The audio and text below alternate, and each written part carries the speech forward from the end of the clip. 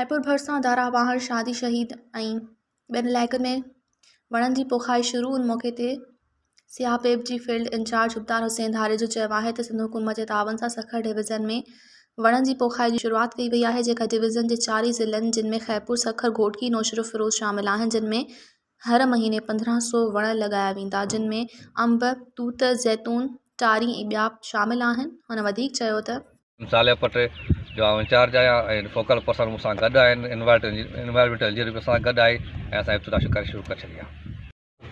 बिस्मिल्लाहिर्रहमानिर्रहीम। Abdul Ghaffar Solanki, deputy director on farm water management.